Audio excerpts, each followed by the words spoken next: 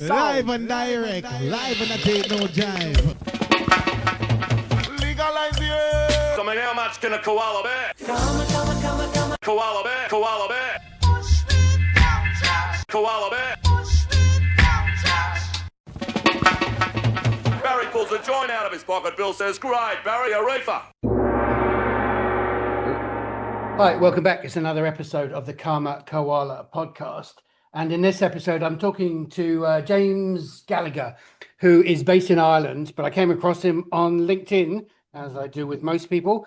And he was talking about a film that he had made about people growing cannabis up in Pakistan. And we'll come to that in more detail. But he is also working on cannabis and education after a very typical New South Wales, Australia festival experience, where our favourite coppers decided to give him the old strip search because he had a few joints on him. Anybody Australian listening to this will just sort of nod sagely and go, "Yep, that's the New South Wales police for you." So there's a number of topics to broach. James, welcome to the show. Appreciate it, Sean. Very, very nice introduction. So thanks for the kind words. And yeah, you've nailed pretty much kind of my segue into cannabis. I guess I was working in it just a month before that whole incident, but that completely sparked the whole education and like wanting to really kind of progress. Give us a bit more. Give us a bit more detail because I really want to record these events.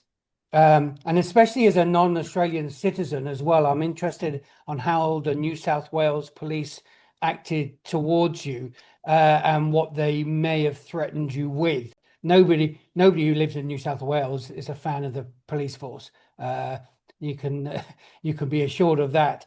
And the way that they're dealing with music festivals at the moment is beyond a joke, because as soon as they allowed, it took them about 5 years of pointless discussion to allow people to do pill testing, and when they did, they doubled the police presence at the first festival where they could do. It's really fuckery. Basically, is the best word to describe it. So I'm really interested. Which festival was it? And walk us through that before we talk about how that turned you into talking about education.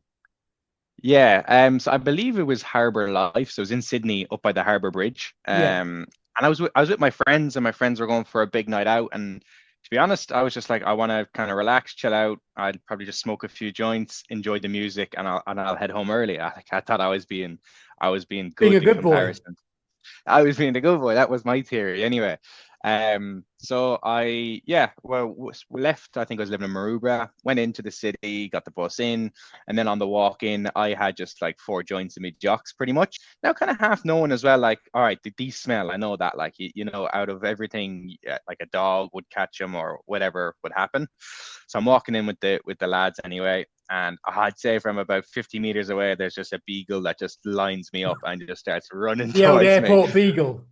Yeah. So I was like, right, well, I know what this is about. So the boys scatter off anyway, and the beagle just goes right up into me gooch pretty much, and just sniffing me jocks. And I must have been about like 7 or 8 police people come around me, and they all start kind of like surrounding me in a circle.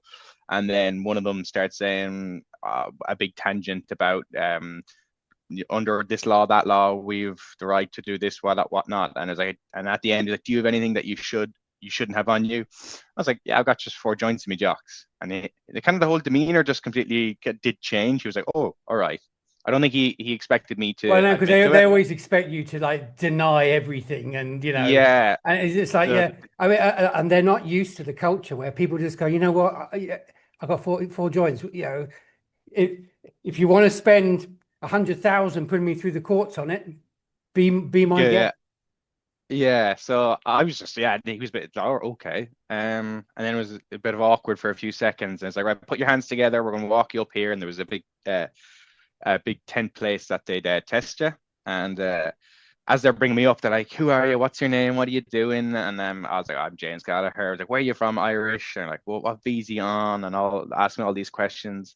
And they're like, what are you working in? What are you doing in Australia? And I was like, well, I'm actually I'm helping the operations of a medicinal cannabis company here in Australia. They were like, oh, So all right. it does make me laugh because Yeah. I'm just imagining their faces. Yeah, so then that question, and then one of them was like, would you have a medical license for that? I was like, no, I don't myself, no. And he's like, you should probably get one. And I was like, yeah, I will, yeah, maybe. So anyway, they brought me up into the tent and brought me into a place and stripped me fully naked. And the one thing I didn't mind that, sure, like I don't mind that at all. But they started videoing me and recording me naked. I was a bit like, this is a bit much now to be videoing me while I'm naked. But I think I found out like a year or two later, there was a certain time period where they were doing that, and you were not meant to do that. And there was like a load of lawsuits that had happened. I guess I was probably in that time. Now, look, I really don't care. It doesn't bother me that much. Like, so Well, I'm not you're a young man. yeah, You're used to this. But if you're a young yeah, woman, it's a yeah, completely completely different different kettle of fish. facts. Yeah. 1000%, yeah. So they did that, and then off they went, and I could see loads of people just getting tested or whatnot, and kind of getting their arrests and all that kind of stuff. And it was funny then. So after that, I put my clothes back on. I sat down. They're like, "Wait here, and we'll kind of figure out what we're doing with you." And it was two very young police people came over to me, and they sat down with me, and they were just started talking to me. They were like, be honest, we don't really agree with this, but we just kind of have to go through with it. Like, where it's like you're going to be fine. Nothing's going to really happen to you. And I was like, that's a bit like you got your little cohort of people here giving out to me, stripping me, and then two young ones coming over saying Good that, cop, like, bad it's cop. okay. Yeah, and you're in the same ecosystem. So I was a bit like, right, well, that was a bit strange. And then the thing that I guess that annoyed me through the whole thing, I was kind of calm throughout. I was like, right, whatever happens, happens. Like, it is what it is. They handed me the charge sheet, and they were like, what cannabis does to you, and like all the negative effects and all the bad things it can do to your life and how it can spiral you out of control. And then the older police people were telling me this. And that's when I was like, hold on here now. I've been learning a bit about this. I know the experience of my friends. I know the experience myself. I have a good grasp, at least I'd like to think so, of what this is. Obviously early learning about like your endocannabinoid system, your terpenes, different things than just your normal, cannabis, THC, gateway drug, etc. That kind of is the common knowledge that's just out there on like a blank. And then that annoyed me. So the charge sheet said all these things how it would derail your life, and then these older police people were trying to educate me about cannabis, and I was like, it just didn't, it rubbed me up the wrong Just way. do the charge sheet, mate. Yeah, yeah, Don't do the faux yeah, education. yeah. So naively, then I was like, right, can I go back in? They're like, nah, you're not going back in, and yeah, you come back here, your visa will be revoked or whatnot. So I essentially walked home, and on the walk home, I was just in my own thoughts. I was like, that's fuck. I was just pissed off. Like, I was not happy. I was like, right, well, I'm doing. I don't know what I'm gonna do, but I'm gonna do something about this. That's annoyed me. That's like that. That's kind of the final straw. I had a few things happen before to my friends, not to me. That was the one Well, that kind of and just made it personal. in Sydney as well. No, no, no. Both in Ireland. Both in Both in Ireland. Ireland. So And one, how one in. what was their experience? I mean, just a slight tangent, but Mm, what was their experience in Ireland? Were they equally, lack of education, and sort of that same sort of conversation where they're your mates, but they're yeah, not. yeah. Essentially, it's the whole act doesn't equate to the outcome of what happens for that situation. So for like one of my best friends in first year college was just smoking a joint outside his apartment block, and he got banned from all campus accommodation for all 4 years. And he got shoved out the next day onto just find your own housing.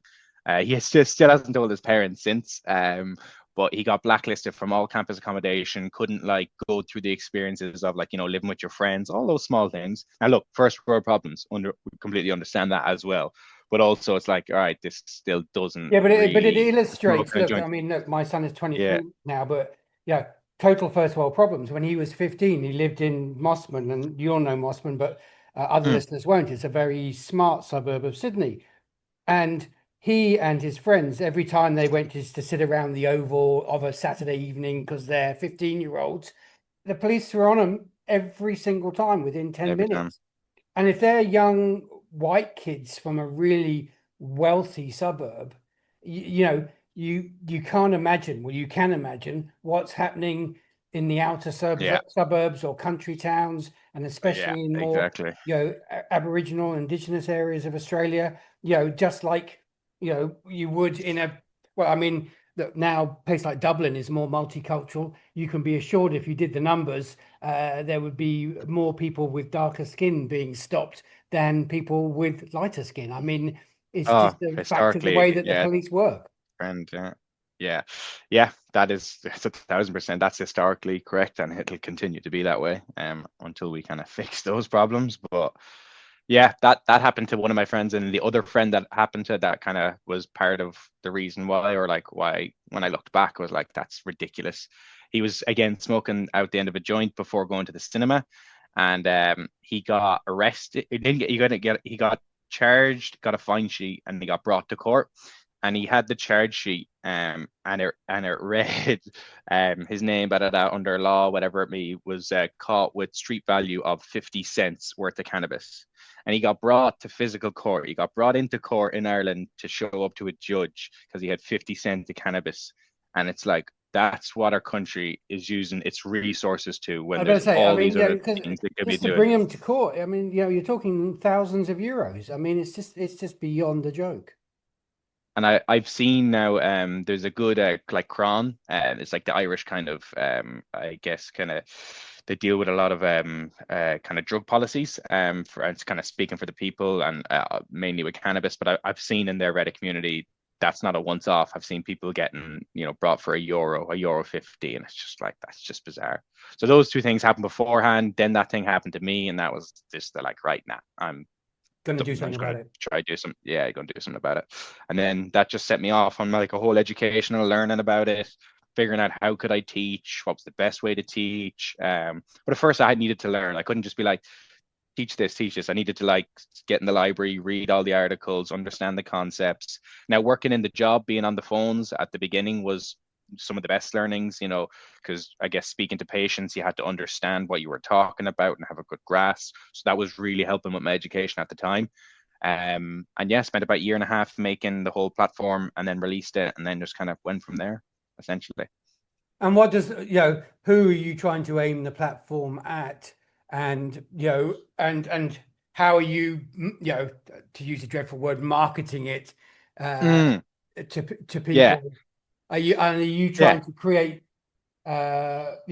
arrangements with organizations? Because, you can throw this stuff out into the blue, but nobody's going to pay much attention unless you're on it every day, are you? No, yeah. I guess that's a twofold question of like who I'm targeting. Obviously, I'd love to be just a bridge for helping, I guess, the cannabis ecosystem get to the general public in a like digestible manner. Again, you can't have too broad in anything. You can't have anything too broad, like, oh, it's for everyone. Like, yes, it is for everyone, but for honestly, for people like myself, when I just look in the mirror, that's why I did it. I was annoyed myself, and I was annoyed with my friends, and they're the people, they're my peers. So like for anyone that's like, I guess, that's runs marathons, that similar to yourself, is running a podcast, businesses, that's got a family, that's happy, that exercises, that's an engineer, that's a doctor, that's healthy, who might enjoy cannabis on a Friday night, Saturday night, even a Tuesday night, and just wants to relax, have a bit of food, and watch the TV, and not have the feeling of looking over your shoulder when you mention it in a conversation, or being ashamed that you use a bit of cannabis. Like, that's the cohort where I want people, I guess, who are healthy, active, motivated, and also use it to kind of, I guess, give them a bit more confidence in life to talk about it and open that conversation. And then for the marketing thing is a funny one. This is the one that me and my friends, and because they know what I'm doing, of course, your friends, you share your ideas, what you're doing. This is the one thing they always try to advise me on. And obviously, I know marketing. Like I used to work for a marketing company. I understand the concept. I did major in marketing in business. Like I understand the concepts and what it is, and like again, how it progresses as well is obviously there's short form content, and it's about quantity and consistency and feeding the algorithm and all those things that come into it. For me, I got rid of social media about 5 years ago. So I've like no Instagram, Facebook, Snapchat, those things. I just got rid of them. Well, I mean, look, And you can't do much cannabis work on any of those platforms anyway. I got yes, rid of all those exactly. platforms as well. Yeah, Well, Facebook actually threw me off, so that was the best way to go. And the other ones I found completely pointless. But they as soon as they spot any content, especially if it's educational, they dump it. They dump you straight yeah, away. So which I think is actually a positive because it makes you think a little bit harder about how to access people directly, and mm, create your own. They use the word community, and it's a misuse of the word community when they use it. yeah, So it sort of forces you to create those communities yourself. Of course, they'll try and access those communities at a later stage, but I think that they'll find quite a hard thing to get back in.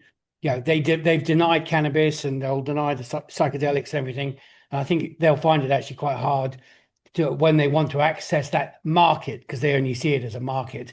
Um, yeah, you know, People will just say, you weren't in there, so you're not in here. yeah, yeah. Exactly. I think LinkedIn for me, as you mentioned that, like obviously I was only learning about this. Like I'm young relatively in the grand scheme of things. And sometimes you feel old some days. You're like, geez, I'm getting older. But like in the Well, you're grand not scheme of getting things, older. I'm young. So yeah. So I'm learning loads. And LinkedIn was really the breathing ground, like learning about It those is the only concepts one. about like It is getting it. the only one that Yeah. allows the content to, you know, Mm, to flourish, mainly because they know, most of it is business orientated, so they can make money off that content. They are. I wouldn't use the word lenient because I don't believe it's anything to do with leniency, but they are the only platform that actually allows people to share information, and they will benefit from that in the long run. yeah. Yeah. It's what you kind of said there, like about the whole Instagram, Facebook. I learned that off people discussing that on LinkedIn. So in my head, while I was making the website and like writing the articles myself, I was like, well, I can't really just plow this on loads of social media. And I didn't have it myself. So for my own headspace, it's like I'm going to make content that like I really enjoy making, but make it at an extremely high quality. Like any sort of work I do in my life, anything I want to do it as best I can. I want to, I want to at least try. So like for me, marketing and like getting it out there, for the time being anyway, up until now has just been like make the content undeniably great so it can't be avoided. Like that when people do come across it, it's like we can't ignore this. Like I could be smashing out a video every single day, and like I know well myself. I could get AI, get my agents. You make your content, it could bang out every single day about a concept, and I'd maybe just do a quick 2 minute check. Well, But you're like talking that's to the not. man who just turned all the AI off on his Gmail when they tried to dump it on me this morning. So I know Is it? exactly what you're talking about. I looked for Yeah, that yeah. off button within 30 seconds. Yeah, so I guess I didn't want to utilize that for kind of content creation. For me, it was like, right, well, just learn and make content that's undeniably great in your own mind, and hopefully people will agree that it is, and it won't get just brushed to the side. So for the marketing side of things, it's just YouTube and Spotify. That's all it's going to be, and the website itself. The website, it's funny. You put so much effort into like one thing that you never really see much reward off, which is like You making won't the look. I've website been doing mine for interactive. 10. Right? I've been doing mine for 10 years. The traffic's pretty good now, Mm, but think of it as I think of it like a bank vault almost.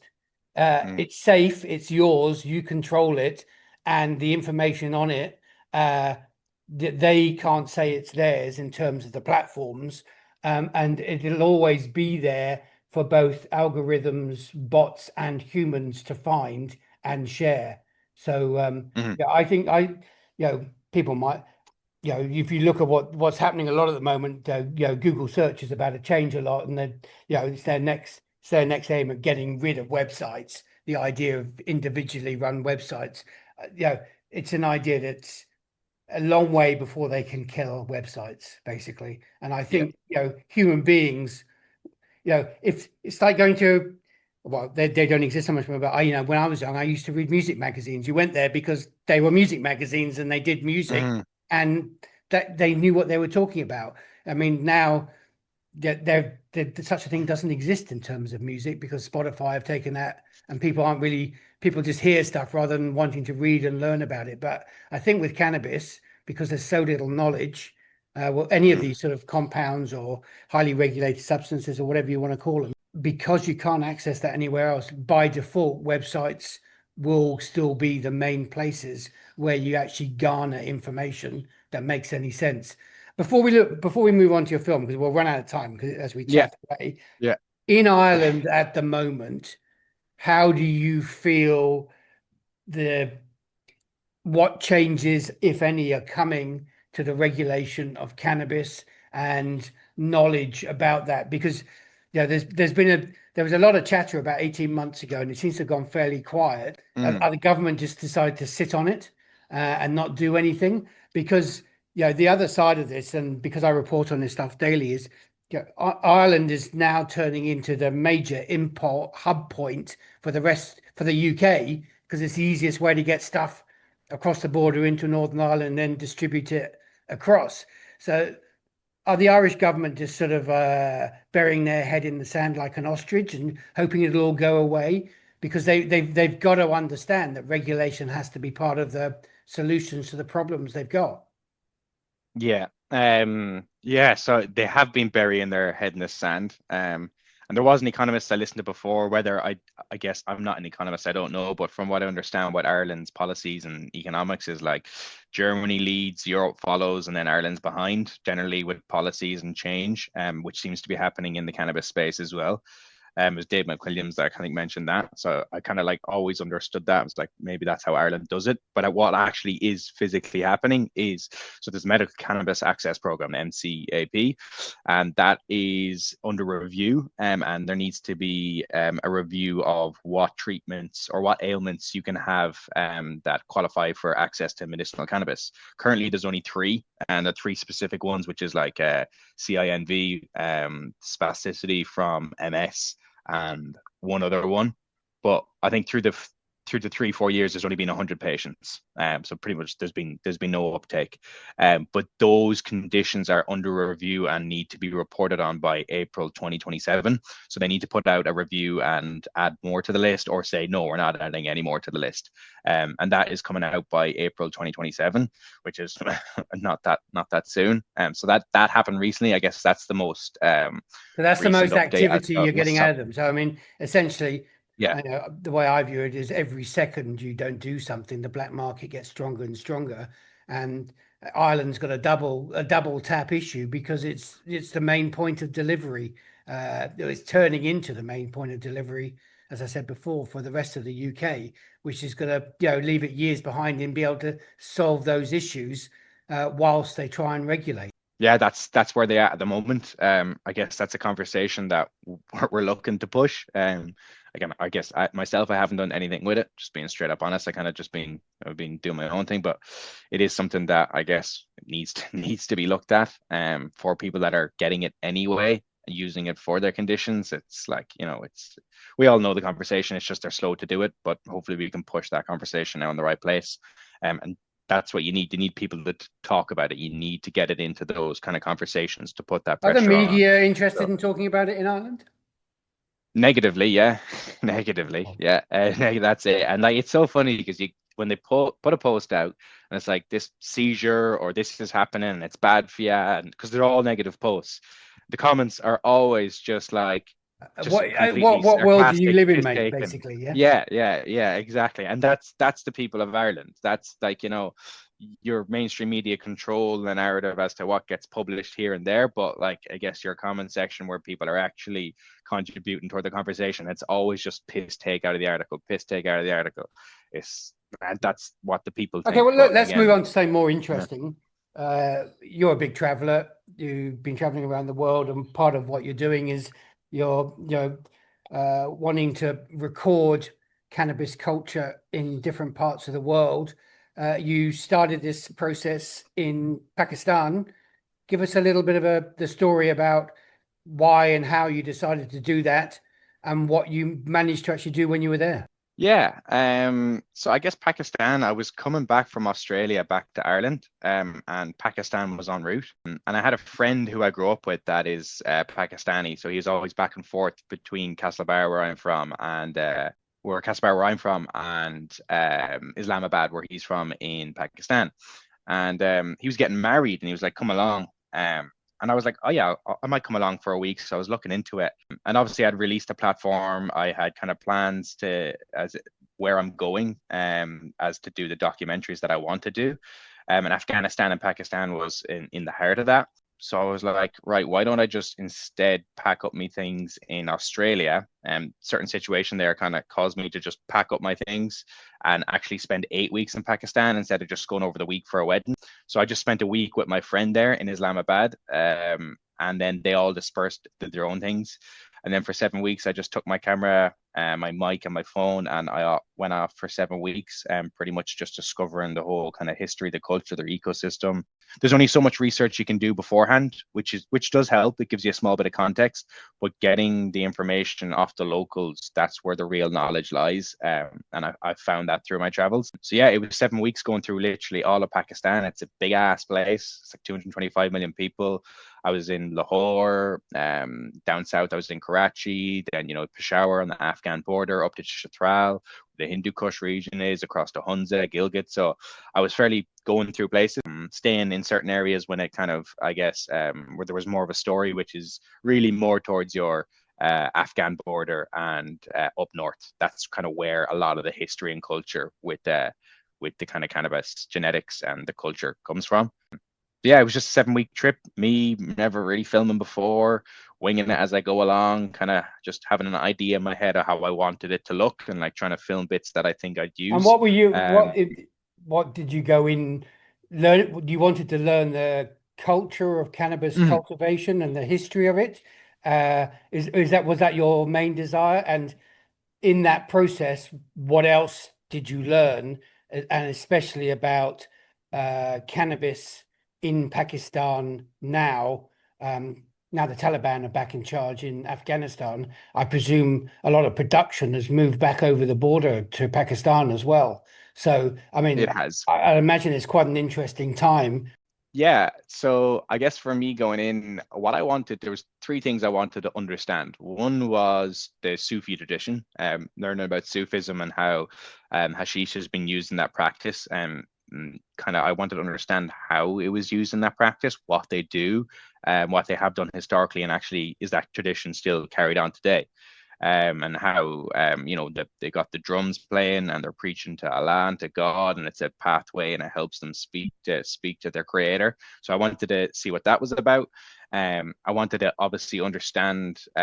You've got your land races. I think everyone that has some bit of interest into kind of cannabis understands kind of the whole land races, where they come from, where does our cannabis genetics originate from. So I wanted to understand that kind of Hindu Kush region, what the traditions has happened from family to family, what's historically happened there, and what's it like now. Has it changed? Has people come in and like try to take the genetics and spread them, or again, just kind of understand what that Well, I mean, concept was? so in your experience in conversations with people, that's the first question to ask.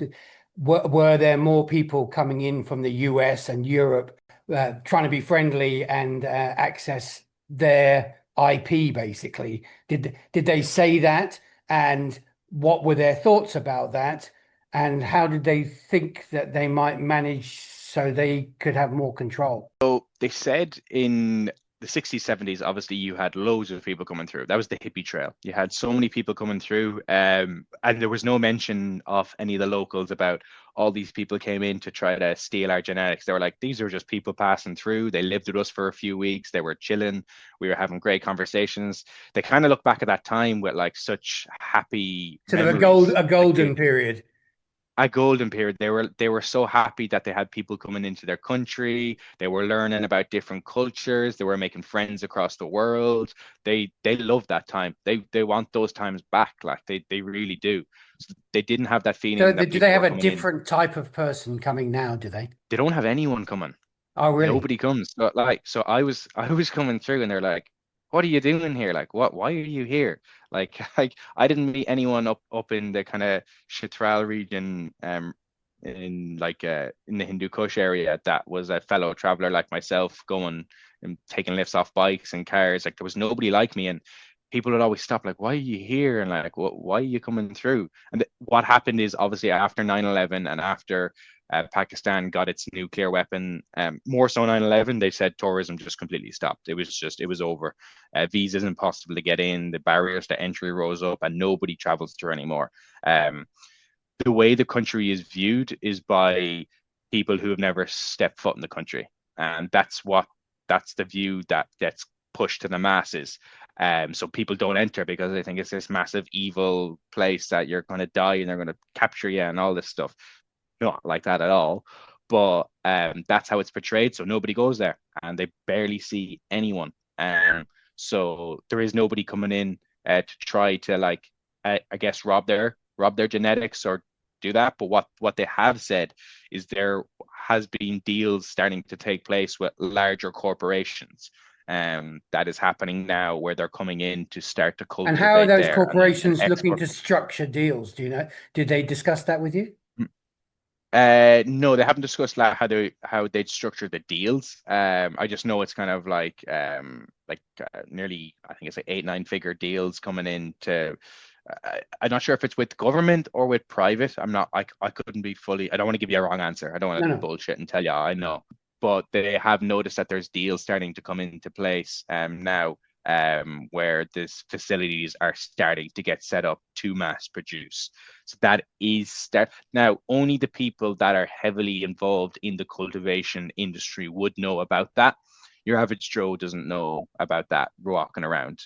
But the people that are embedded And are in those in businesses the coming in? Are they Pakistani businesses or are they overseas no, businesses? overseas, yeah, European and US and Canadian, yeah. I think there was one big tobacco one. I forget the name.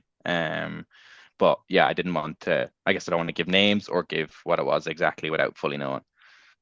No, fair enough. But yeah, And they're so, coming I in. mean, you sensed a change from cultivators just supplying to the black market and those existing distribution networks, and there's some sort of fairly quiet, let's say, regulated Very quiet. market operators moving into the space. How they're operating is fairly fuzzy and grey at the moment. Are you going back to Pakistan at some point to follow up to see what's happened over the subsequent year or so that you've not been there? Yeah, 1000%. How about 1000% going back? The reason I want to go back is, obviously, I want to develop on the story. But for the time that I went, it wasn't growing season. Which obviously, I guess when you're making the documentary, I had a, I don't think I call it an anxiety, but I had a, like a, me saying I want to make the best work. And like, for me, it's like I love to be in the cannabis fields when they're just harvesting, getting it at the right time so you can see the mass production. And it was just as growing season was beginning, just as the seeds were started to be planted. So there was no major grows going on, which helped in a way and it took away in a way. It helped because Well, people have I more was time able to to get into talk, I presume. exactly, yeah. So I got into more conversations that way, which was great. And I came at a time where no one else, I guess no one else comes anyway. But then the way it took away is I didn't get into the massive fields where they grow.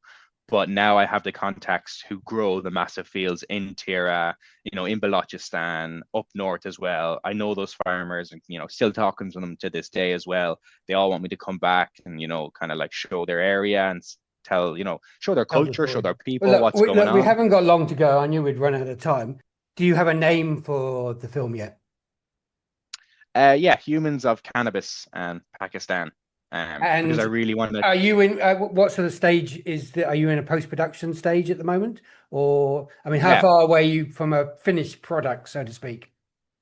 yeah. So I'm going to release it in like episodes, 3 or 4 episodes. That's just the way I'm going to do it. And towards the end of July, start of August, they'll be released fortnightly. About 20, 30 minute episodes. I've logged all the footage. I've watched it all. I've taken notes. Now it's about getting into the post production, into the edit, and just staging it all together, essentially. Yeah.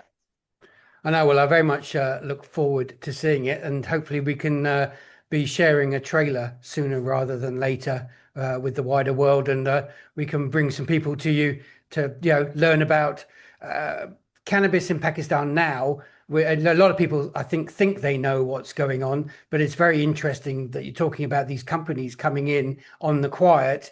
I think that's not well-known knowledge and sort of thing that should be shared. So I'm glad you got out there and managed to do it. I'm sorry we're running out of time, but No, definitely all good. let's have another discussion at the end of July or August when you get the film out, and we'll have another chat about the film and where people can see it, access it, etc., etc. So James, thank you very much for being on the Karma Koala podcast. Been a pleasure. Appreciate it, Sean. Thank you. Live and direct, live and I take no jive. Legalize it. I mean, how much can a koala bear? Koala bear, koala bear. Koala bear. Barry pulls a joint out of his pocket. Bill says, "Great, Barry, a reefer."